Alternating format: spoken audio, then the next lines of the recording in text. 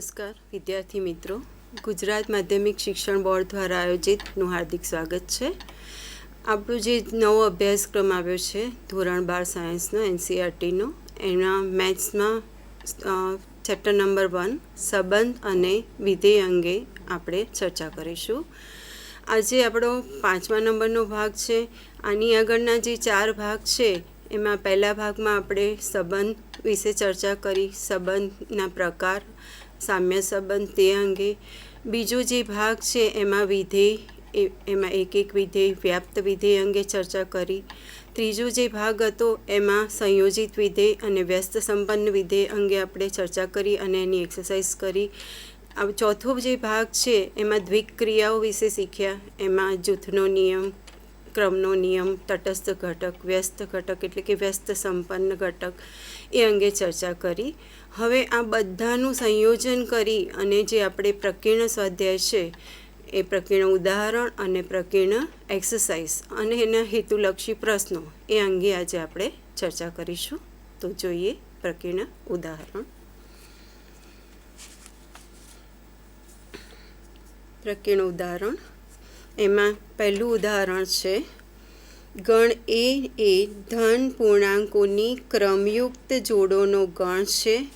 ગણ એ પર આર એ જો XV = YU તો અને તો જ XY સંબંધ UV, XY રિલેશન UV દ્વારા વ્યાખ્યાયિત છે. એટલે કે જો XV = YU હોય તો XY સંબંધ UV થાય.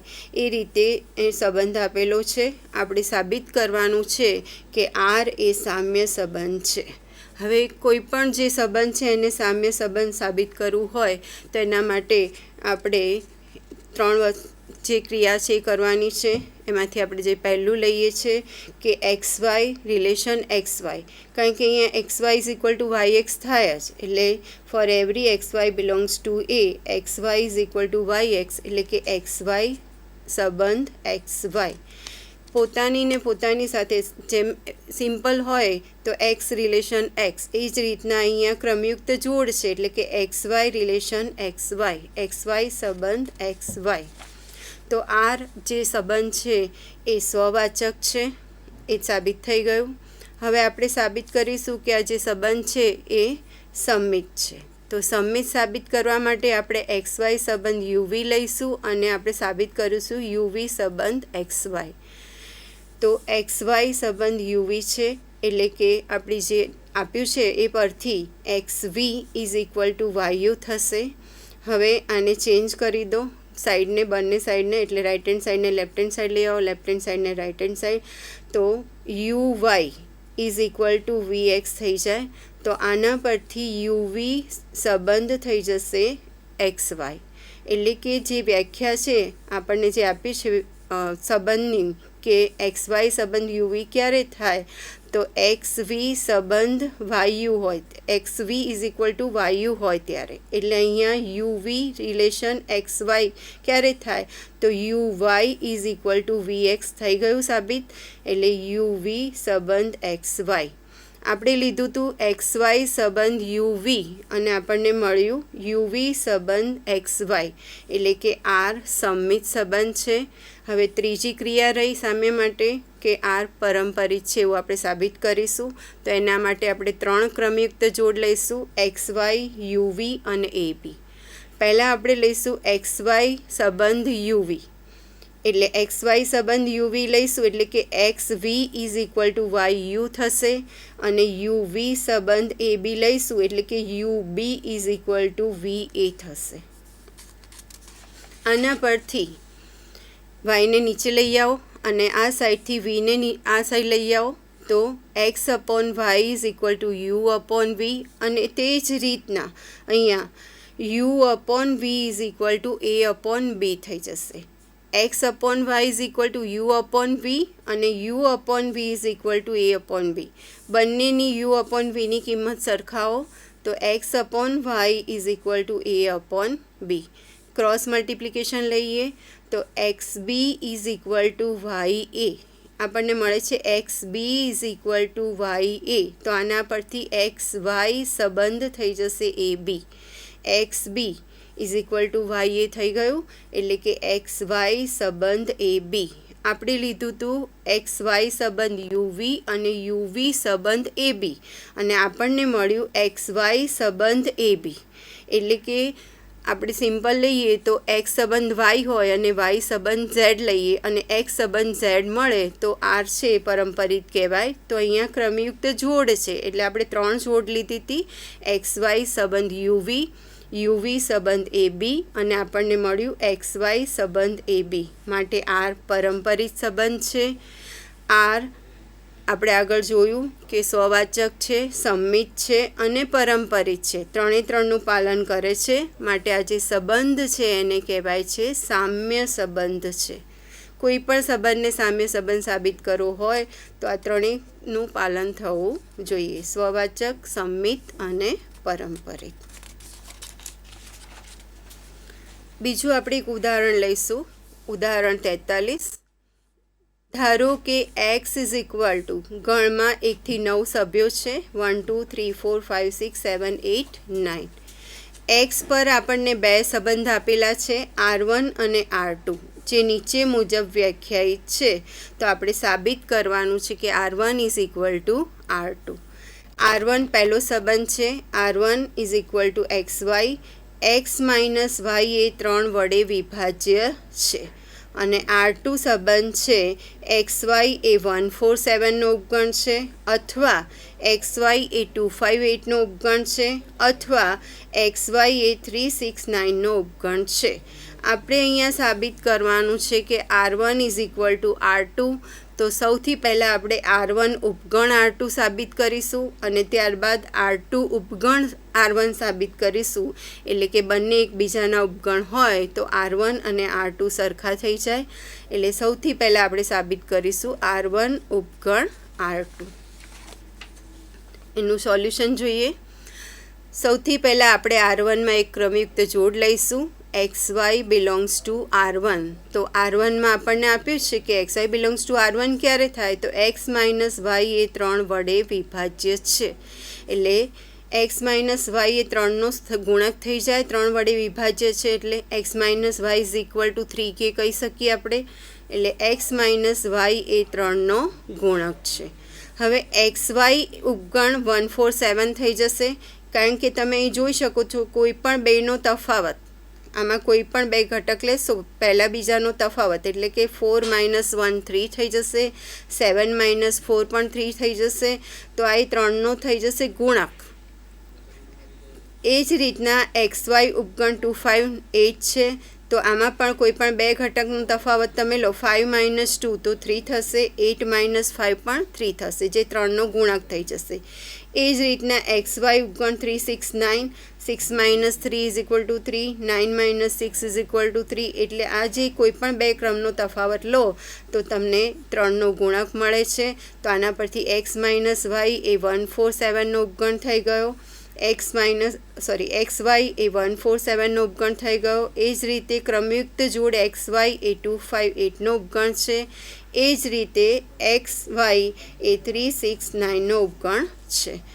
એટલે કે 147, 258 અને 369ના કોઈ પણ 2 ઘટકોનો તફાવત એ 3નો ગુણક છે. તો આના પરથી આપણે સાબિત કરી શક્યા કે x Y belongs to R2.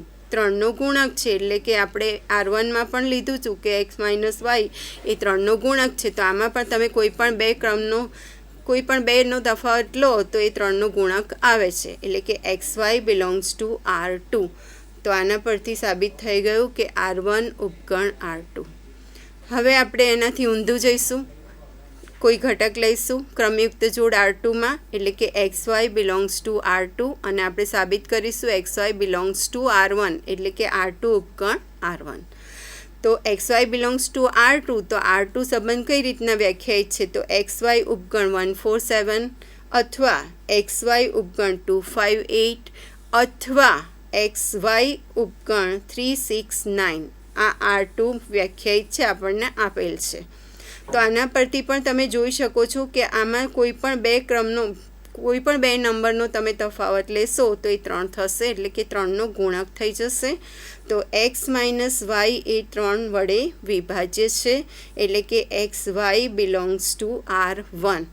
X minus Y 3નો ગુણક હોય અથવા તો 3 વડે વિભાજ્ય હોય તો જે જોડ મળે છે એ R1માં છે. આપણે જે ક્રમયુક્ત જોડ R2માં લીધી હતી એક્સ વાય એ આપણને મળે છે R1માં. એનો મતલબ થઈ ગયો કે R2 ઉપગણ R1, R1 ઉપગણ R2 અને R2 ઉપગણ R1 પરથી સાબિત થાય છે કે R1 બરાબર R2, એટલે કે આ બંને સંબંધ સમાન છે. કોઈ પણ બે સંબંધને અથવા કોઈ પણ બે ગણને સમાન સાબિત કરવા હોય તો બંનેને એકબીજાના ઉપગણ છે એવું બતાવવું પડે. બીજું એક આપણું પ્રકીર્ણ ઉદાહરણ છે, ઉદાહરણ 51.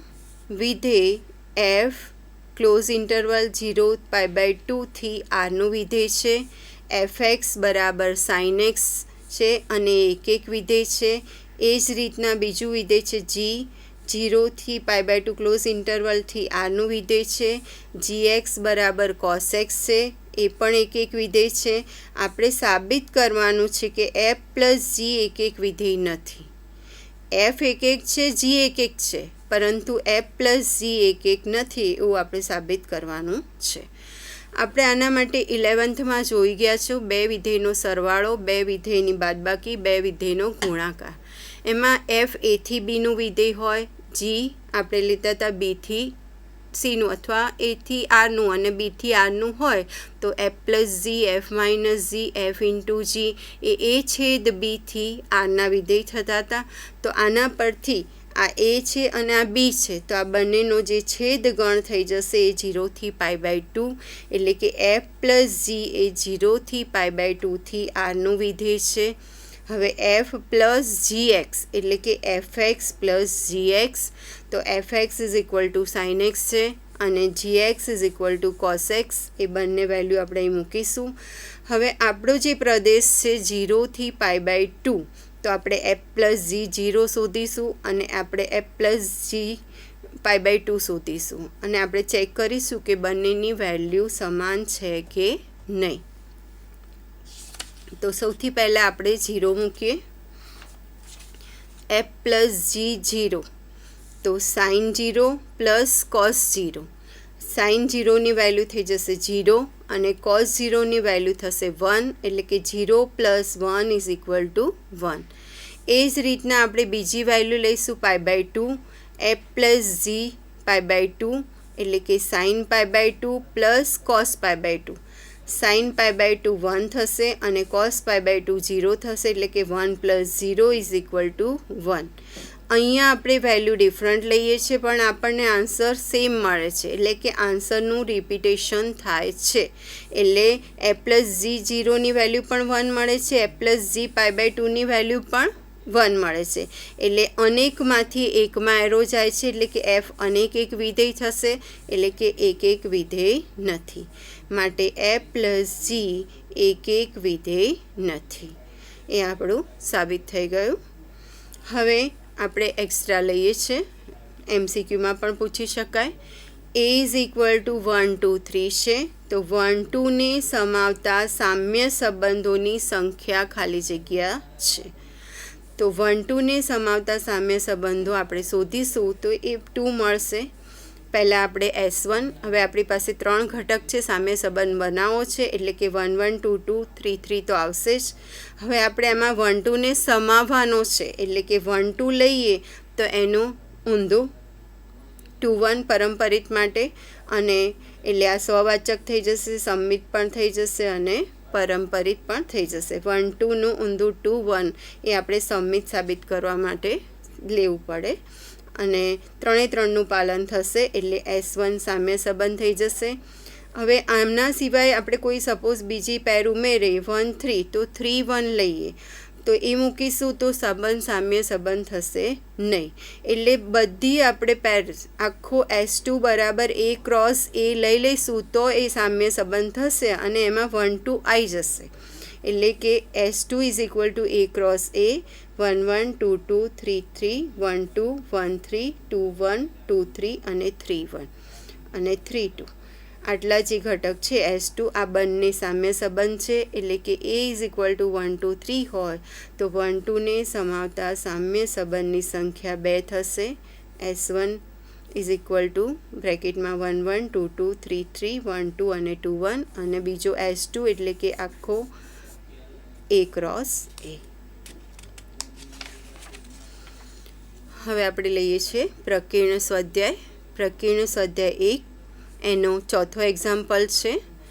સાબિત કરો કે વિધેય f from R2 ગણમાં x belongs to R such that -1 x <1 fx = x/1 plus માનાંક x એક અને વ્યાપ્ત વિધેય છે. એ આપણે સાબિત કરવાનું છે.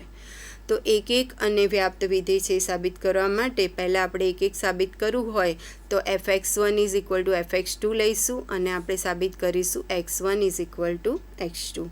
હવે આપણી જે xની વેલ્યુ છે એ -1 થી 1ની વચ્ચે છે. તો -1 થી 0 લઈશું તો એમાં ઋણ આવી શકે અને 0 થી 1 લઈએ તો એમાં ધન આવી શકે. એટલે આપણે આને પાર્ટ પાડીએ છીએ. તો પહેલા પાર્ટમાં આપણે લઈશું કે x1 > 0 અને x2 > 0 એટલે કે બંને જે કિંમત છે એ ધન છે. એના માટે આપણે લઈ લઈએ fx1 = fx2 અને આપણે સાબિત કરીશું x1 = x2.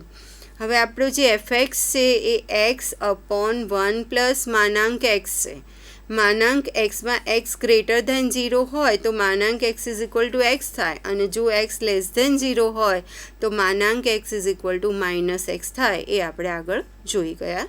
તો અહીંયા આપણે x1 > 0 x2 > 0 લીધું છે એટલે અહીંયા માનાંક કાઢશો તો થશે 1 + x1 અને 1 + x2.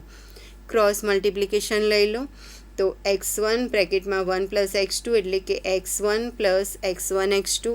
એ જ રીતના x2 + x1 x2. તો આ બંને સાઈડથી x1 x2 કટ થઈ જશે એટલે આપણને મળશે x1 = x2. આપણે લીધું હતું fx1 = fx2 અને આપણને મળ્યું x1 = x2 માટે f 1 1 છે. આ આપણે લીધું હતું કે બંને ધન હોય તો. હવે આપણે લઈશું કે બંને ઋણ હોય તો, એટલે કે x1 < 0 અને x2 < 0 માટે આપણે fx1 = fx2 લીધું. આપણે આગળ કીધું એમ કે x < 0 હોય તો માનાંક x = -x થઈ જશે એટલે અહીંયા x1/1 - x1 થઈ જશે અને અહીંયા x2/1 - x2. બંને સાઈડ ક્રોસ મલ્ટિપ્લિકેશન લઈ લો એટલે કે x1 - x1 x2 અને અહીંયા x2 - x1 x2. તો આમાં પણ બંને સાઈડથી -x1 x2 કટ થઈ જશે એટલે આપણને વેલ્યુ મળશે x1 = x2.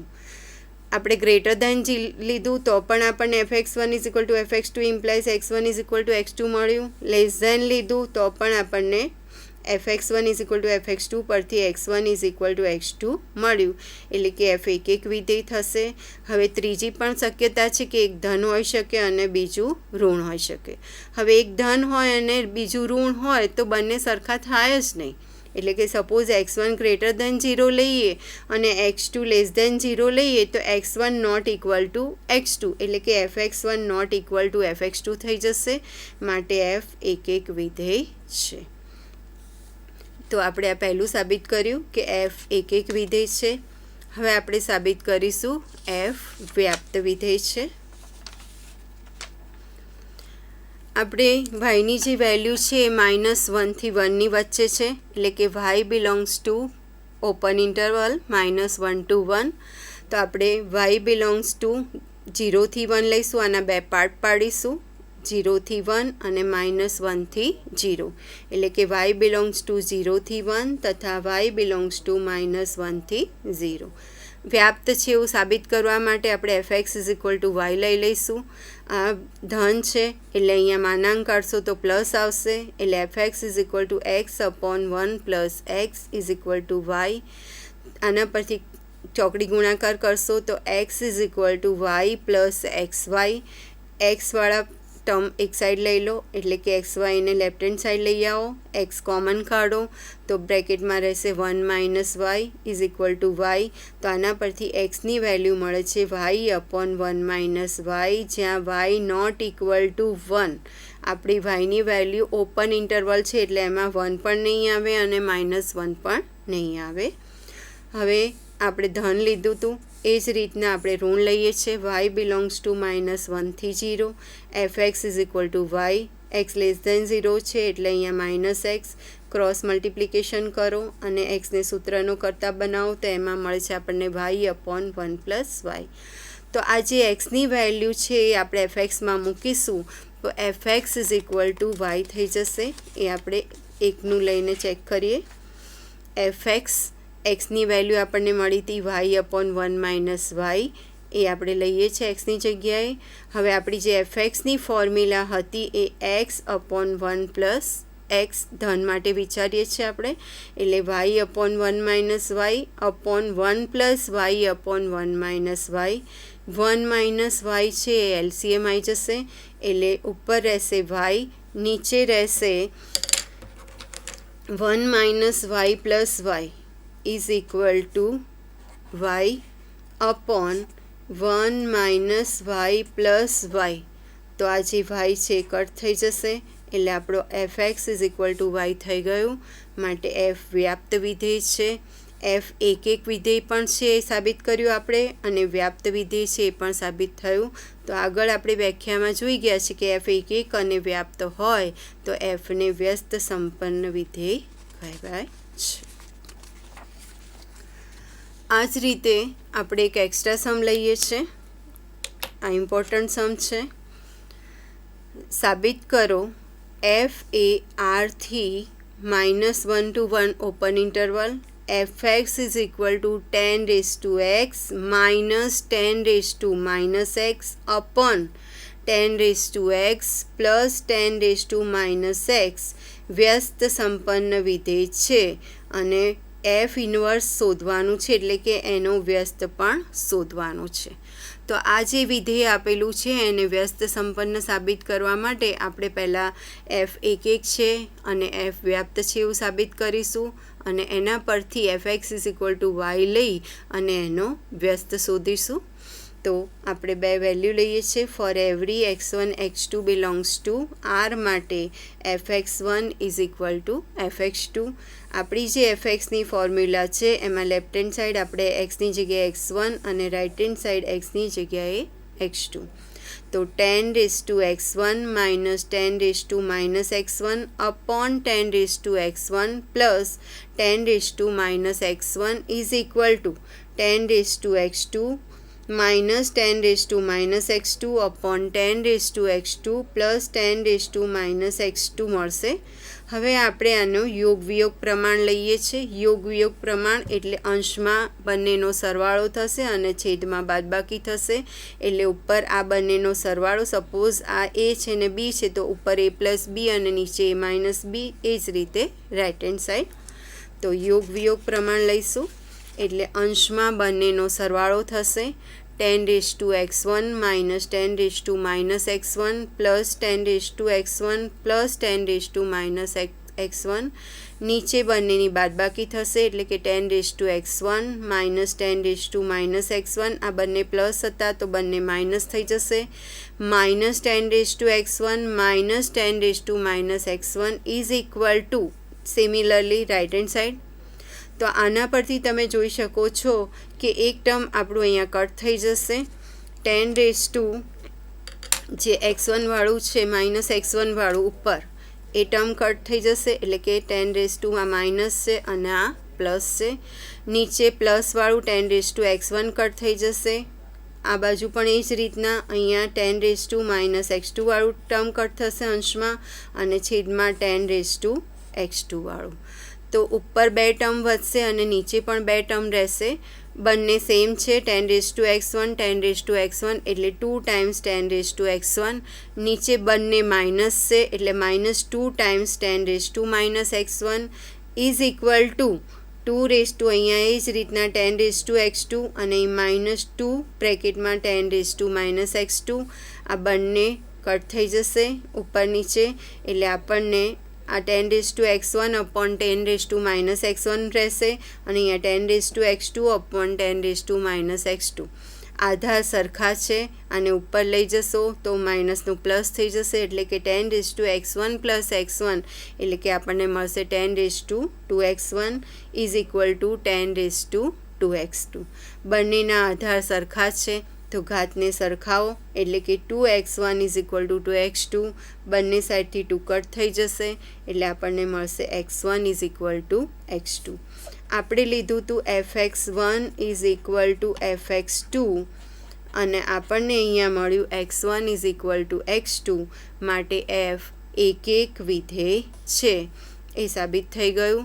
હવે આપણે સાબિત કરીશું કે f વ્યાપ્ત વિધેય છે, તો એના માટે આપણે એનો y બિલોંગ્સ ટુ એનો જે સહપ્રદેશ છે એમાંથી લઈશું અને fx = y સાબિત કરીશું.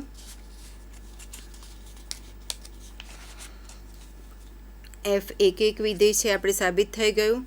હવે ધારો કે y બિલોંગ્સ ટુ -1 to 1 માટે fx = y લઈ લઈએ, એટલે કે y = fx. તો fx એટલે 10^x -10^-x upon 10^x plus 10^-x. આ જે વેલ્યુ મળે છે આપણને yની વેલ્યુ મળે છે એને આપણે ઉલટાઈ દઈશું, એટલે કે 1/y.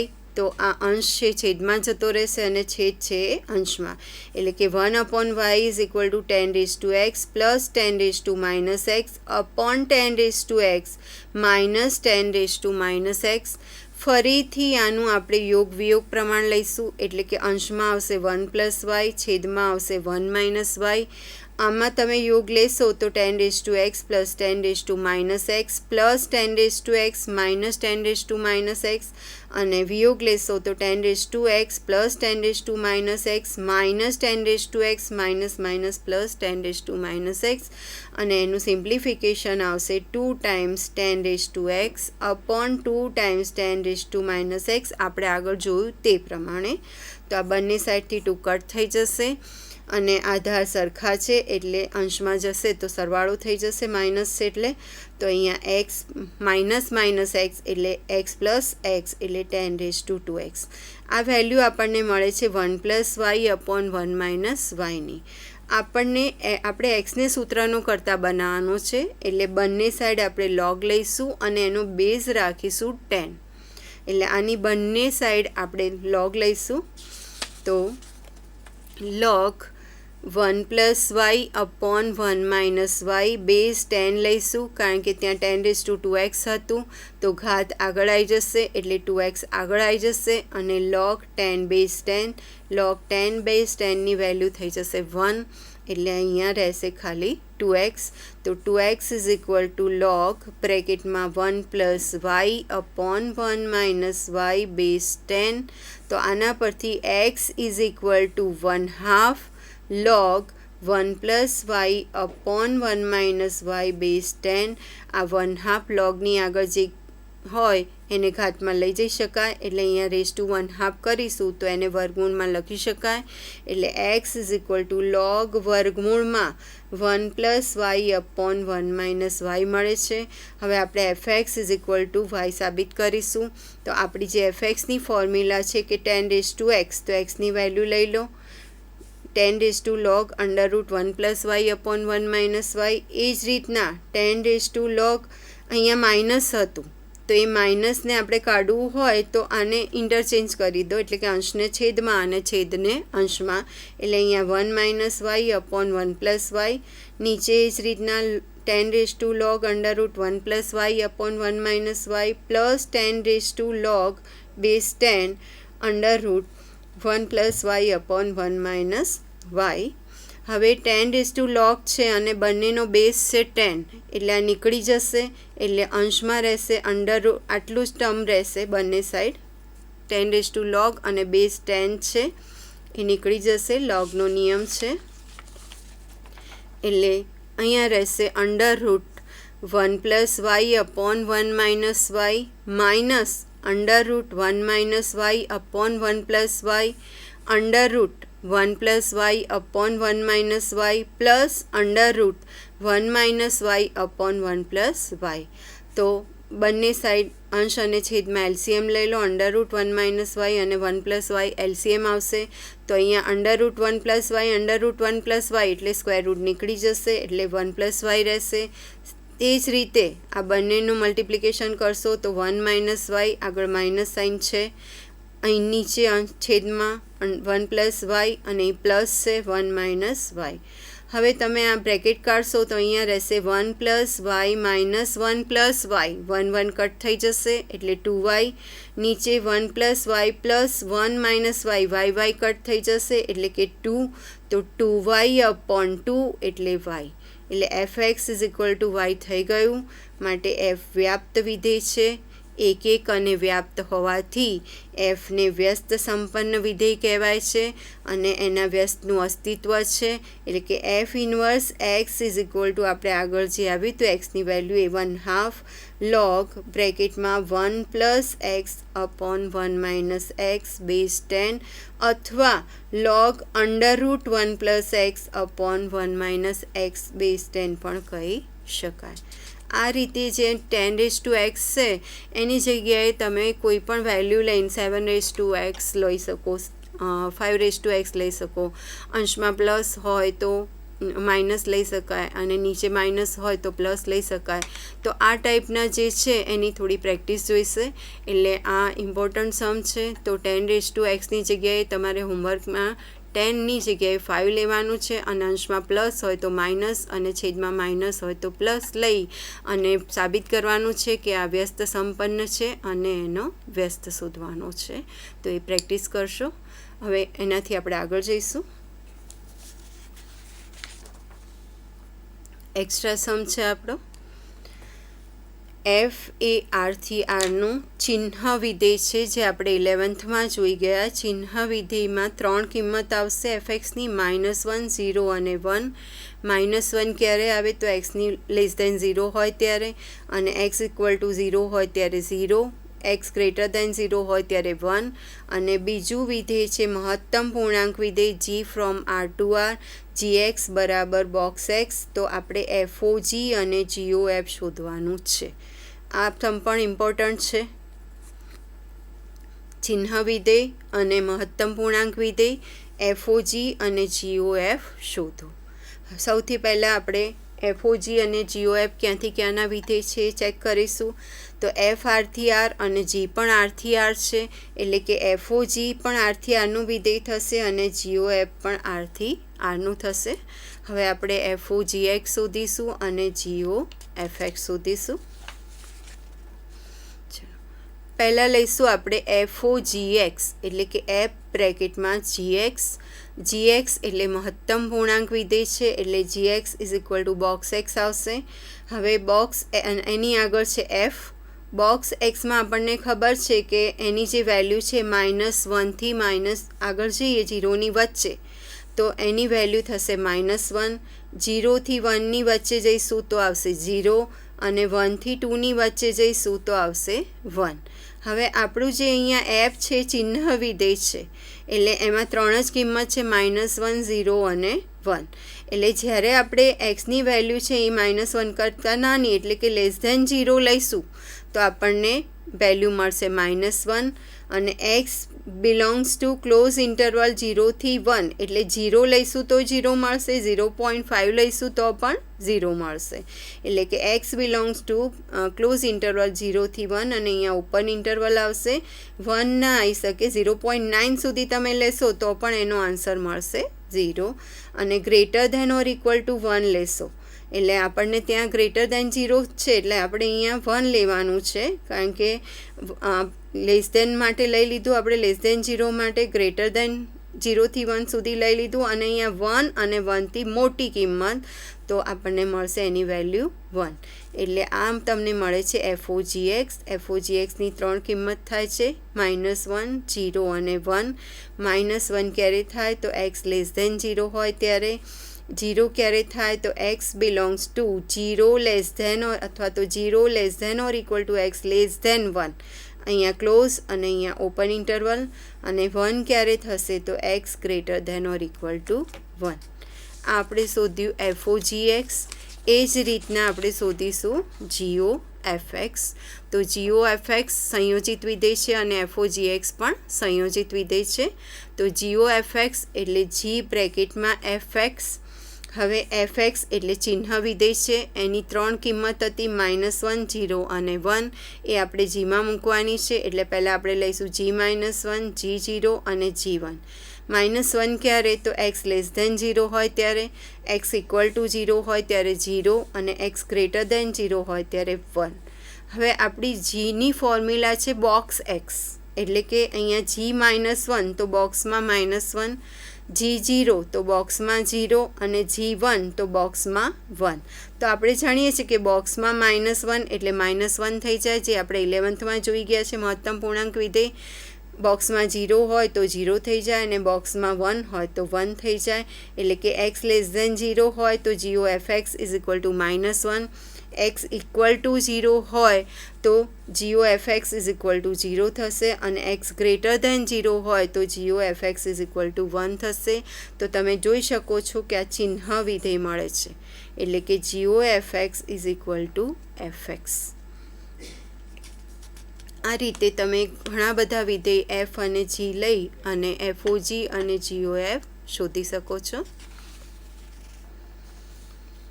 હવે આપણી જે એક્સરસાઇઝ છે એનો 13મો લઈએ છીએ એક્ઝામ્પલ, લાસ્ટ એક્સરસાઇઝનો. અરિક્ત ગણ એક્સ માટે એસ્ટ્રિક અથવા તો સ્ટાર તમે જે કહો એ પીએક્સ ક્રોસ પીએક્સથી પીએક્સનું વિધેય છે.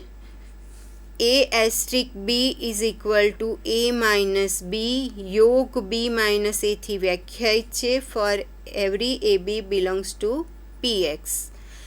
તો સાબિત કરો કે તટસ્થ ઘટક ફાઈ છે અને pxના તમામ ઘટક એ વ્યસ્ત સંપન્ન છે અને એનો વ્યસ્ત એ છે એવું સાબિત કરવાનું છે.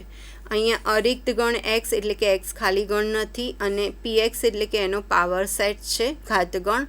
તો આ જે દ્વિક્રિયા છે એટલે કે એસ્ટ્રિક છે પીએક્સ ક્રોસ પીએક્સથી પીએક્સનું વિધેય છે અને ખાસ તો a*b એટલે a - b યોગ b - a વડે વ્યાખ્યાયિત છે. સૌથી પહેલાં આપણે તટસ્થ ઘટક શોધીશું અને પછી જેના પણ વ્યસ્તનું અસ્તિત્વ હોય તે શોધીશું. તો આમાં એનો વ્યસ્ત એ મળે છે એવું આપણે સાબિત કરીશું.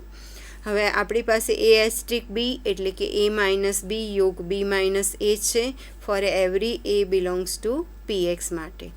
આપણે લઈ લઈએ તટસ્થ ઘટક શું છે એ સાબિત કરીશું કે ફાઈ છે એ સાબિત કરવું હોય તો આપણે a* ફાઈ શોધીશું અને એ આવવું જોઈએ. તો આપણે જોઈએ આગળ a* ફાઈ અને ફાઈ a. તો a*b એટલે a - b યોગ b - a હતું. તો ફાઈ a એટલે કે ફાઈ - a યોગ a - ફાઈ બંનેનો તફાવત અને એનો યોગગણ. તો ફાઈ - a એટલે કે ફાઈ થઈ જશે અને a - ફાઈ એટલે એ થશે. આ યોગગણ છે એટલે બંને ગણમાંથી જે મોટો ગણ એ આવશે એટલે અહીંયા આવશે એ. તે જ રીતના આપણે a* ફાઈ શોધીશું. તો a* ફાઈ એટલે કે a - ફાઈ યોગ ફાઈ - a. a - ફાઈ એટલે એ થઈ જશે અને ફાઈ - a એટલે ફાઈ એ યોગ ફાઈ. આમાં પણ યોગ છે એટલે મોટો જે ગણ હશે એ આવશે એટલે કે એ આવશે. એટલે આપણને ફાઈ a = પણ એ મળ્યું અને a* ફાઈ પણ એ મળ્યું. તો આના પરથી ફાઈ એ તટસ્થ ઘટક છે એ સાબિત થઈ ગયું. હવે આપણે એનો વ્યસ્ત શોધવો છે. તો a* શોધીશું અને a* જો ફાઈ આવે તો એનો વ્યસ્ત પોતે છે એવું સાબિત કરી શકાય. તો a* એટલે કે a - a યોગ a - a. a - a એટલે ફાઈ થઈ જાય એટલે ફાઈ યોગ ફાઈ. તો ફાઈ થઈ જશે. ફાઈ શું છે તો તટસ્થ ઘટક એટલે કે a*b = ફાઈ થાય તો બીને એનો વ્યસ્ત કહેવાય છે. તો અહીંયા a* = ફાઈ થયો એટલે એનો વ્યસ્ત તે પોતે જ છે એટલે કે a * a. આ જ રીતે તમે એક્ઝામ્પલ ઘણા ઉદાહરણ એમાં આપ્યા છે કે દ્વિક્રિયા આપી હોય A asterisk B is equal to માનાંક એ માઇનસ બી હોય અથવા A asterisk B is equal to 2 A B હોય અને તમને કીધું હોય કે તટસ્થ ઘટક શોધો અને જેનો વ્યસ્ત ઘણી વખત એવું બને છે કે બધાના વ્યસ્તનું અસ્તિત્વ ના હોય અને ઘણી વખત બધા ઘટકોના વ્યસ્તનું અસ્તિત્વ હોઈ શકે. પછી ક્રમના નિયમનું પાલન કરે છે કે નહીં, જૂથના નિયમનું પાલન કરે છે નહીં, એવા ઘણા બધા ઉદાહરણ છે. તટસ્થ ઘટક શોધોના પણ છે, વ્યસ્તનો પણ છે અને વ્યસ્ત સંપન્ન શબ્દ વાપર્યો હશે. તો આ રીતે તમે બીજા એક્ઝામ્પલ પણ કરી શકો છો. હવે આપણે આના પરથી આગળ જઈશું.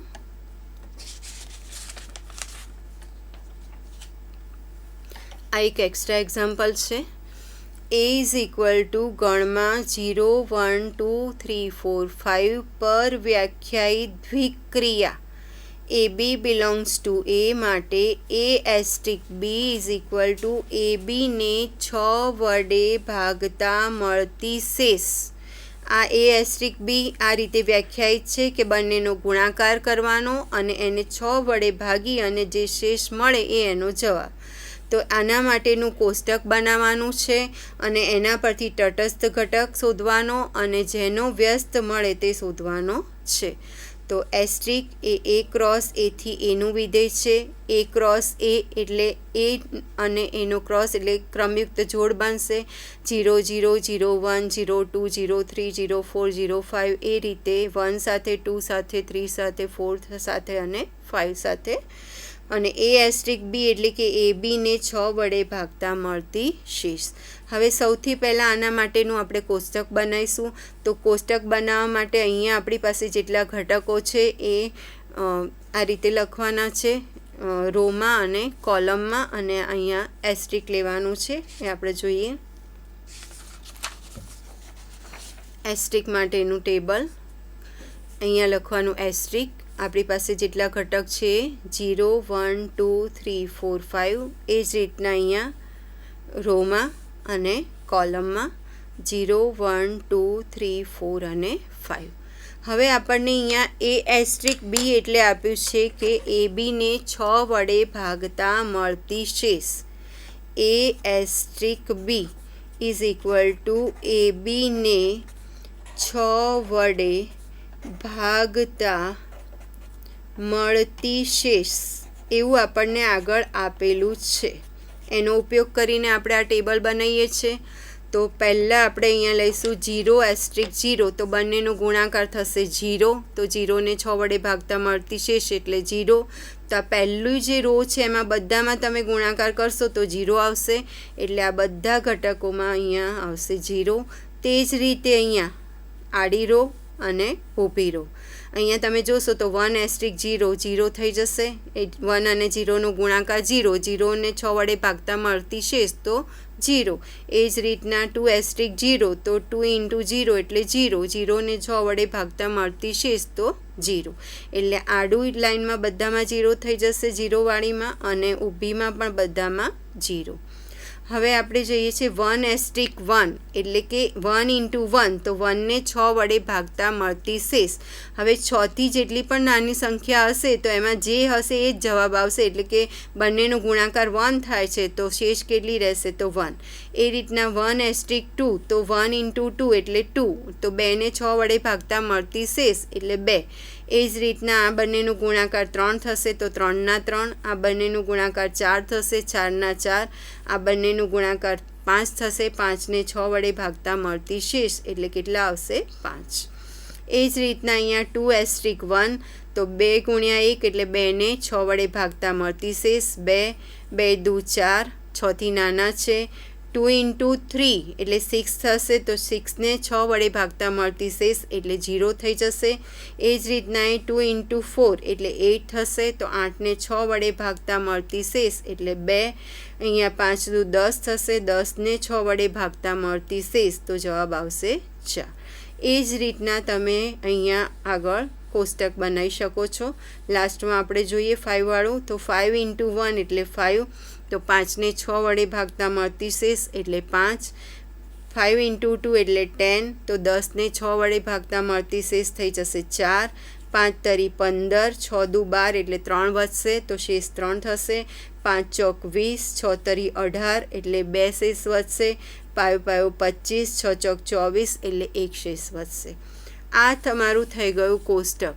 હવે આ કોષ્ટક પરથી તમારે તટસ્થ ઘટક શોધવાનો છે. તો તટસ્થ ઘટક કોને કહેવાય એ આપણે આગળ જોઈ ગયા કે એ એસ્ટ્રિક ઈ લો તમે તો એ આવે અને ઈ એસ્ટ્રિક એ લો તો પણ એ આવે તો ઈને તટસ્થ ઘટક કહેવાય છે. તો તમે આમાં આડી અને ઊભી લાઈન જુઓ કે ક્યાં કિંમતો એની એ જ રહેશે. તો તમે અહીંયા થર્ડ લાઈનમાં જુઓ તો અહીંયા 0નો આન્સર 0, 1નો 1, 2નો 2, 3નો 3, 4નો 4 અને 5નો 5.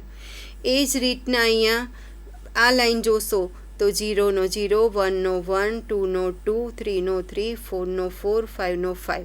એટલે કે તમે 5 એસ્ટ્રિક 1 લેશો તો આવશે 5 અને 1 એસ્ટ્રિક 5 લેશો તો પણ તમને મળશે 5. એટલે જે ઊભી લાઈન 1 વાળી છે એમાં એના એ ઘટક આવે છે અને આડી જે લાઈન છે 1 વાળી એમાં પણ એના એ ઘટકો આવે છે. તમે જોઈ શકો છો આ જે આડી લાઈન અને આ ઊભી લાઈન, આ બંનેમાં તમે જોઈ શકો છો કે ઘટકો એના એ જ રહે છે. બરાબર. તો આના પરથી તમે કહી શકો કે તટસ્થ ઘટક કયો છે. બરાબર. તો આ એનું ટેબલ હતું. તો આના પરથી આપણે કહી શકીએ કે તટસ્થ ઘટક 1 છે. આપેલ ટેબલ પરથી for every A belongs to A માટે એ એસ્ટ્રિક 1 બરાબર 1 એસ્ટ્રિક એ બરાબર એ થાય છે. એટલે કે તમે 3 એસ્ટ્રિક 1 લો તો 3 થશે, 1 એસ્ટ્રિક 3 લેશો તો પણ 3 થશે, 5 એસ્ટ્રિક 1 લેશો તો 5 થશે અને 1 એસ્ટ્રિક 5 લેશો તો પણ 1 થશે. એટલે કે 1 છે એ થઈ જશે દ્વિક્રિયા માટેનો એકમ ઘટક અથવા તો તટસ્થ ઘટક, જે શબ્દ વાપરો એ. હવે આપણે વ્યસ્ત શોધવાના છે. તો એના માટે તમારે ફરીથી ટેબલ જુઓ કે કોની સાથે ક્રિયા લેશો તો તમારે તટસ્થ ઘટક જવાબ આવવો જોઈએ. તો એના માટે આપણે ફરીથી ટેબલ લઈશું. અહીંયા તમે જોઈ શકો છો કે અહીંયા 1 છે અને અહીંયા 1 છે. એ સિવાય તમને ક્યાંય પણ 1 દેખાતા નથી. તો આનો મતલબ થયો કે 1 એસ્ટ્રિક 1 ઇઝ ઇક્વલ ટુ 1 અને 5 એસ્ટ્રિક 5 ઇઝ ઇક્વલ ટુ 1. બીજી ક્યાંય પણ તમે જોઈ શકો છો ક્યાંય પણ 1 છે નહીં. એટલે કે 1 એસ્ટ્રિક 1 ઇઝ ઇક્વલ ટુ 1 થશે તો 1નો વ્યસ્ત 1 થાય. 1 તટસ્થ ઘટક છે. A asterisk B is equal to E થાય તો બીને એનો વ્યસ્ત કહેવાય છે. એ જ રીતના 5 એસ્ટ્રિક 5 લેશો તો 1 આવશે. એટલે કે 5નો વ્યસ્ત એ પોતે છે. 1 એસ્ટ્રિક 1 ઇઝ ઇક્વલ ટુ 1 અને 5 એસ્ટ્રિક 5 ઇઝ ઇક્વલ ટુ 1. એટલે કે 1નો વ્યસ્ત 1 છે અને 5નો વ્યસ્ત 5 છે.